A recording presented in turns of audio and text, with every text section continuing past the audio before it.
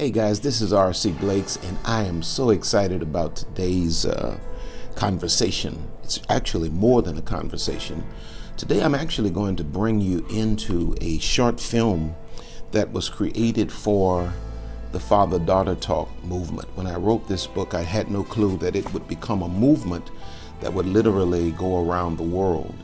And during that time, there's a talented young group of young men and women that came together to create a dramatization, a short film to depict the message that comes from this book. Today we're talking about how a father wound in the life of a girl can create horrific sexual choices.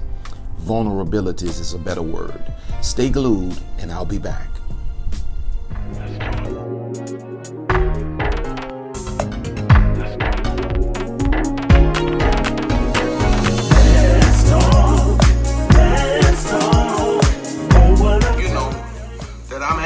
Because I believe a man is supposed to take care of his woman. I don't care how much money your woman make.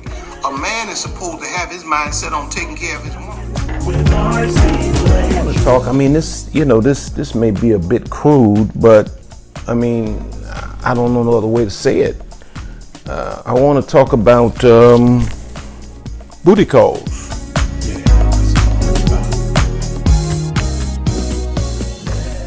Oh, it's so wonderful to be able to talk to you today and to enlighten you. And I would encourage you today to really get every woman, age doesn't matter, race doesn't matter, creed doesn't matter, but especially young women, young girls, young teenagers, get them and bring them into this conversation today, because I think with what I'm saying, coupled with the short film that I'm going to show you in just a minute, I think it will resonate in a way that that my just talking won't. And so bring them into this conversation today. Today, I want to look at how the father wound impacts a girl's sexual choices and how this plays out in her adulthood and how this plays out in her relationships with men moving forward. That's the whole premise of the father-daughter talk, the book. It's the most important conversation of your life relative to a young woman. There are some things that a father, if you look, there's a father talking to his daughter. There's some things that a father is supposed to impart into the life of his daughter before she goes into the world.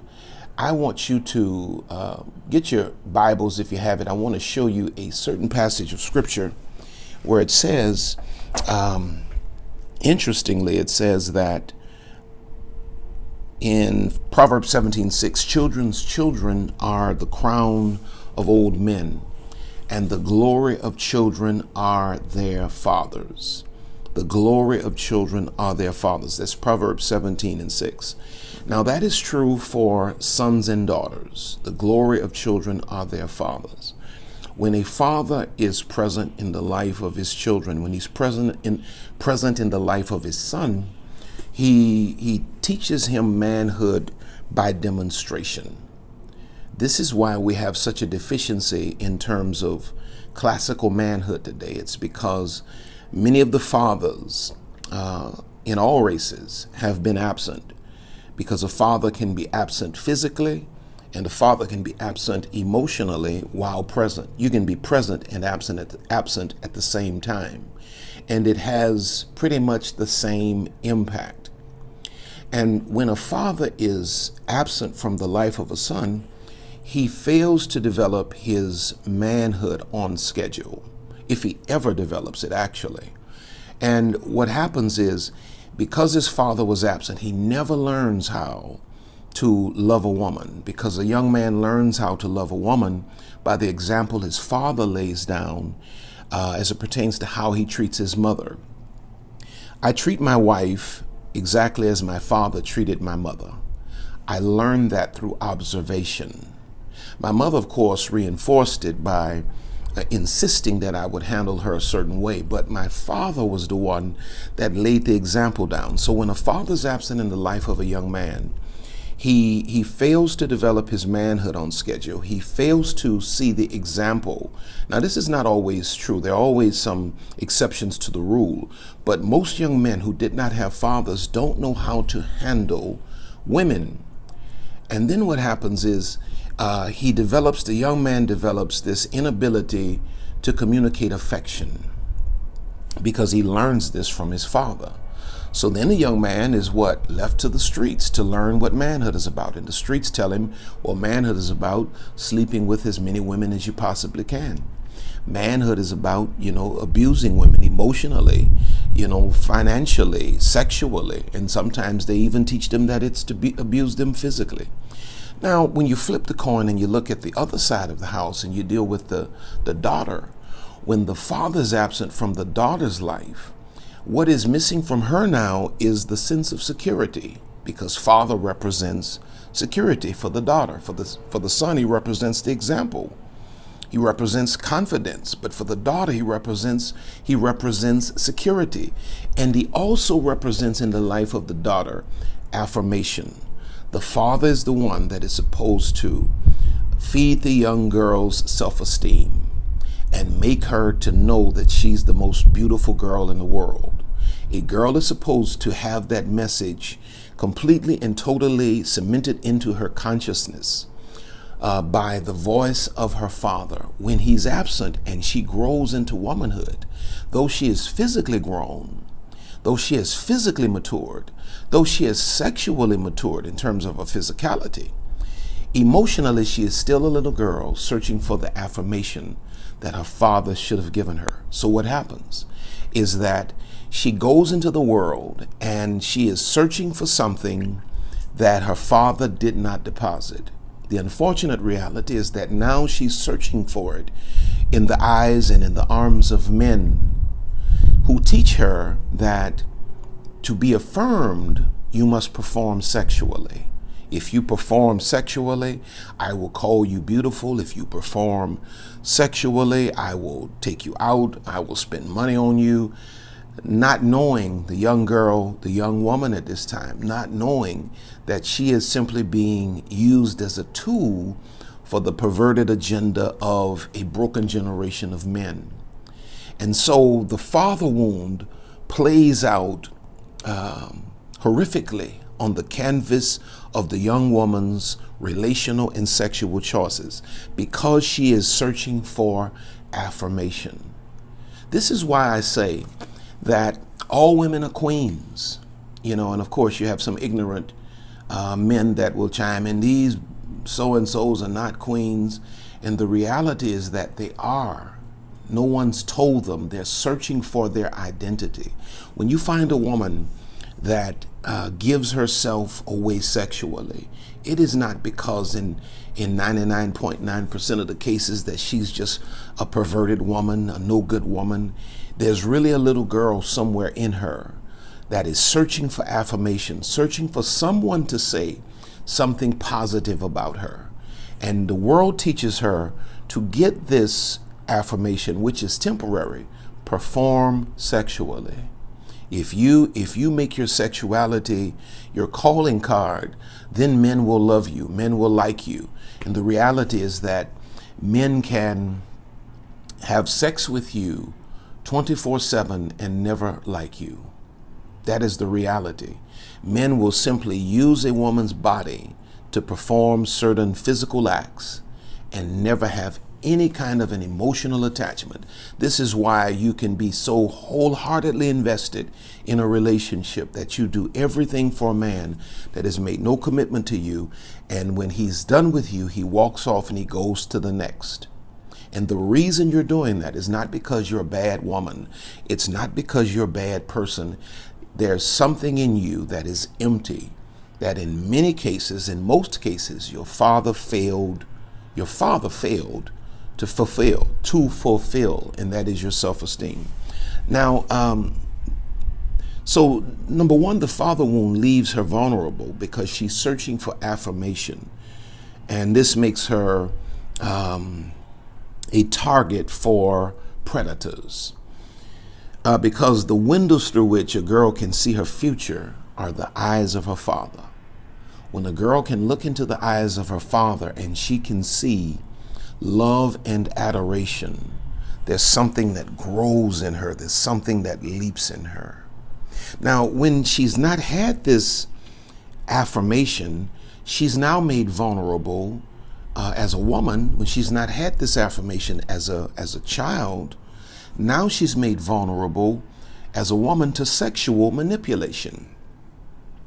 And the way men are psychologically conditioned is to view women as nothing but a means to an end. You know, really, for men, it's all about sex. Women are thinking marriage, family, future. But for men, it's all about sex. Let's get to the sex. And once the sex is accomplished, the goal is met. In most cases, it is the same way that dogs look at a piece of meat. I know that sounds crude, but it is so true. The man does and says anything to get the woman to drop her standards. This is true.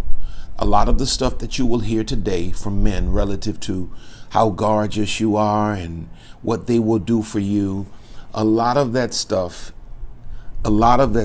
is untrue. Most of these men are liars. Now, all men are not. There's some good men that God is raising up, and I don't ever want to create a cynical generation of women. But most of the stuff you will hear from men screaming at you in the streets, it is just the beginnings of sexual manipulation. And when a man knows exactly what to say to you to move you emotionally, you should slow down and really pay attention, because you may very well be in the grips of a manipulator. Now, in my book, I talk about 3 phases of manipulation. Number 1, calculated conversation. Man begins to say everything that you want to hear, and he knows that women respond to words. Number 2 is that he'll overdose you on time. He'll spend all of the time in the world with you, because women love time. In the mind of a typical woman, time spent is an indication of your value or your valuing of me. And then, of course, within the context of that time spent, he's setting you up for the sexual conquest. Once that happens, then he avoids commitment.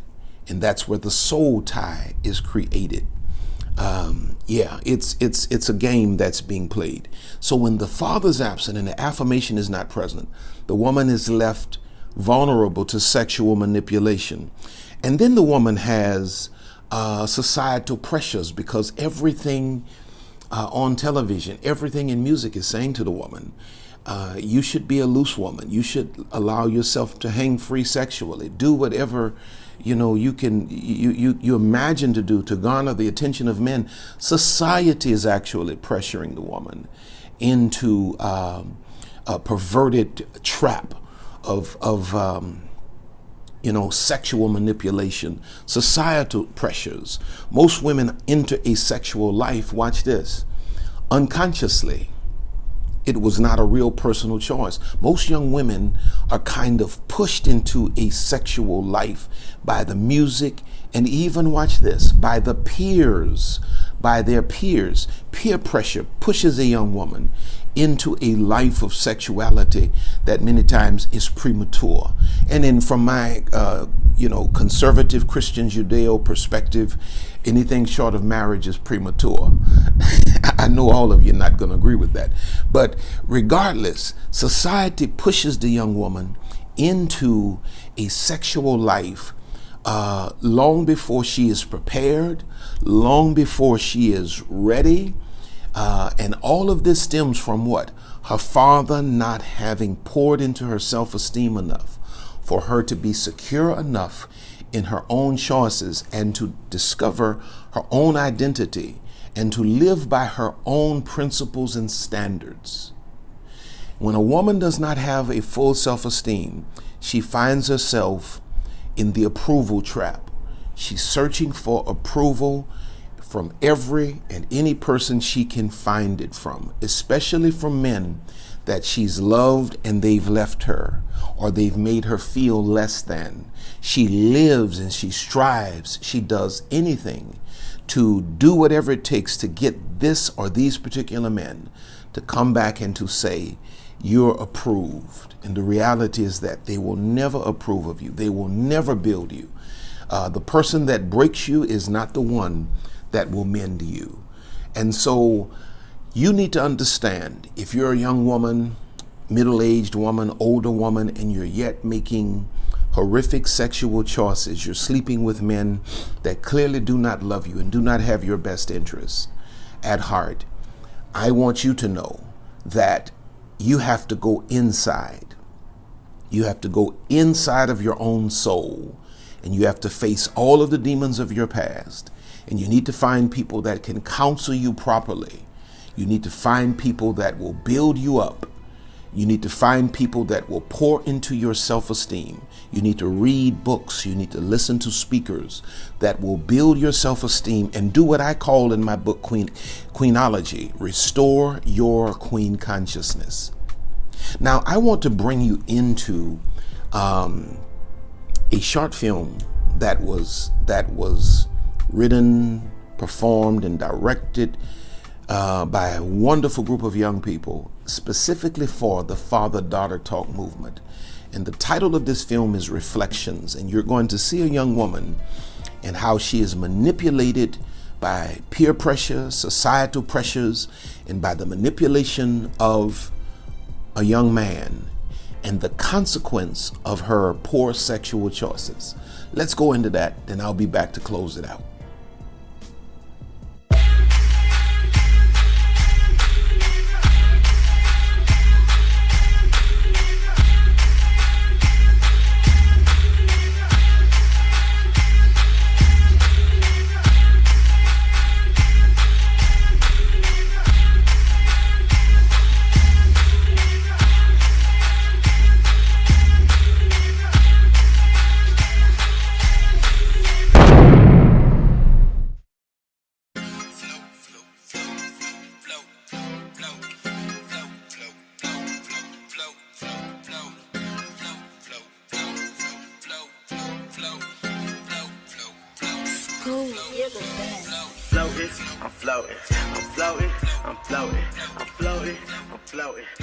You see La Shawty over there with them highlights, bro. She keep looking at me. Yeah. So you see him looking at you, right? I mean, he looking good. That little sneakers, little jean jacket. I like her swag, bro. She kind of fly over there. Nice, real nice. You know what Ryan about. You've heard what he's about. You know what he get I'm down. on my third Ciroc shot. I don't really care no more. I'm trying to see what he about. But hey, bro, she got that Punisher tee on. You know what I do to that? Got a Punisher. Yeah. That's not a good look. You don't need to do that. What? That's not a good look. You don't need to do that. Ryan has a girl that he be cheating on that everyone knows. I don't really care, because she's not really here, you know? So I'm not really caring about that. I'm trying to get his number and see what he about. Wait. Hey, fam, you see her back there with the natural hair, the lights? Look, I've been peeped that out since earlier today. What's that? Like, I mean, I'm trying to help you not be a thought, but if you want to do what you want to do, you grown. What's it? You go handle that. I'm about to finesse that over there. do that. She coming. How you doing, man? My name Ryan. What's your name? Dee Dee. Dee? Yes. You got an old man? Something like that. Something like that? You got a girlfriend? Nah, I did, but you know we broke up not too long ago. So, what that mean? What you trying to tell me? I'm saying, I'm trying to see what's up with you. Alright, take my number down. Okay, 917. So, what you trying to do? So I'm trying. Let me holler at you. You know it's kind of loud down there. Let me holler at you upstairs.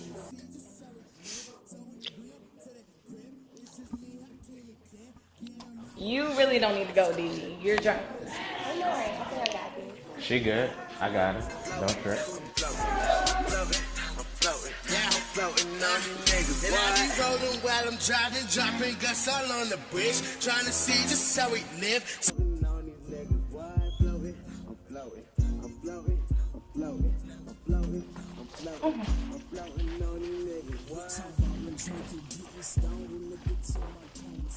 You about that recording or no? Nah, Ryan, that's not good. Nah, I mean, that's cool, you know. I'm put in work anyway, it don't even matter. We funny, Ryan. You're just Funny, huh? funny. Funny? Let's see how funny. Man, I ain't playing with you.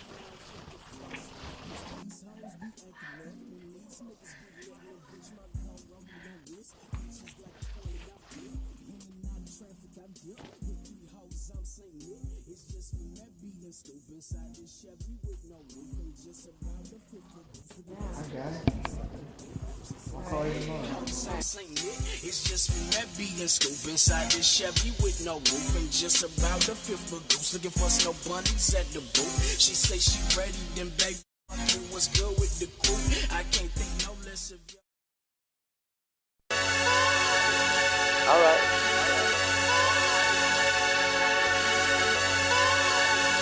All right.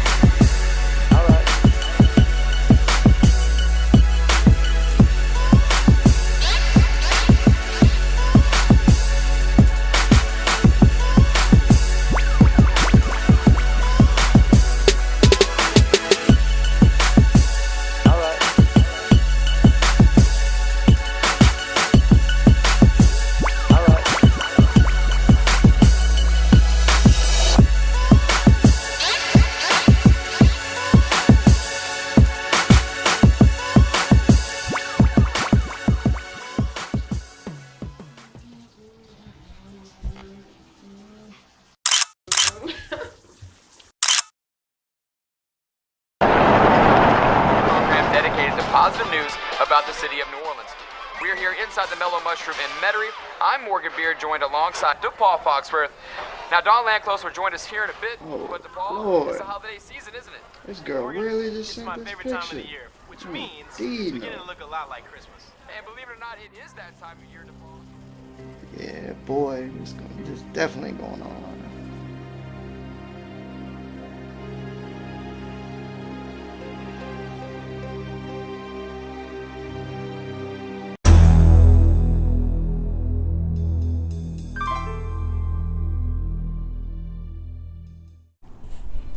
I know you're asking, where's part two? It ended too quickly. Well, it's a short film, and I am going to bring part two to you in another conversation we will have. But I wanted to play that so you could see, especially young people, you could see how this manipulation happens and how it's so easy to fall into the traps of sexual predators, and to see how they will use that occasion to break you in ways that in some cases are irreparable. You know, your reputation is on the line, and you're sleeping with somebody and you think that this is going to generate love, you know, that sex somehow is going to lead to love, and you discover that your images are all over social media. Your images are all over the internet. Your video is on some blog somewhere. This is real. And I know sometimes you may tune me out and say, well, he's just an old guy talking all of this prehistoric rhetoric. You know, this is not the way we live today. You have too much to lose. And I'm here to tell you, maybe for the first time in your life, you are a queen and you are above this. And the only man that should put his hands on your body is the man that has made a vow to you, to God, and to your family and friends, for you to be his wife and he to be your husband. I want you to know that I'm praying for you. And I know that there are a lot of you that have made these mistakes. Hey, you're not beyond redemption. You're looking at a man that made all of these mistakes. I had a child at 15 years old. I was the pastor's son. You know, I lived a riotous life sexually. One day, for me, it was God. It was Jesus Christ who really rescued me from myself and delivered me and brought me to a place of wholeness and completeness that I could be the guy that sits in front of you today. If God redeemed me, as big of a mess as I was, he can redeem you too. There's no such thing as your being beyond redemption. I want to pray for you before I leave you today. Father, I thank you for the message today. I hope and pray that all will hear and take heed.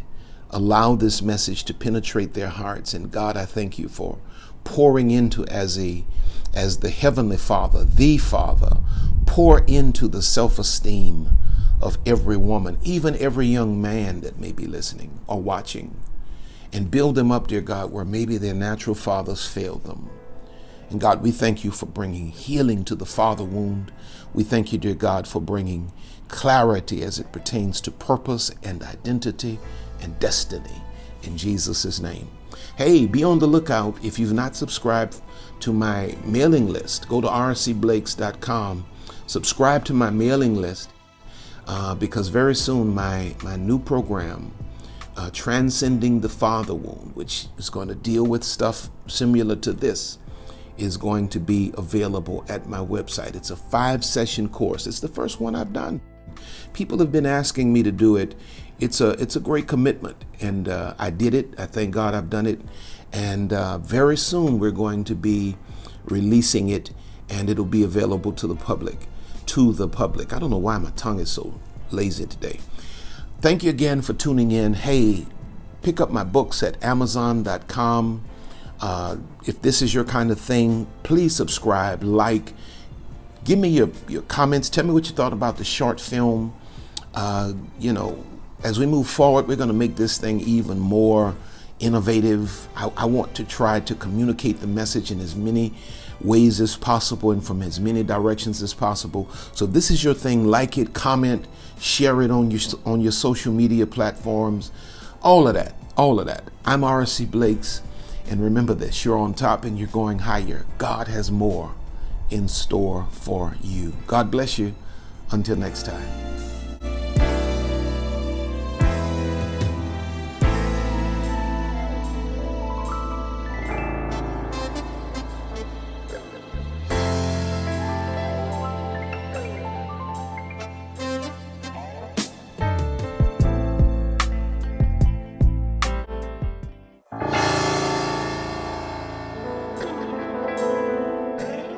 Father-daughter talk book. A lot of you whose ignorance has been shattered.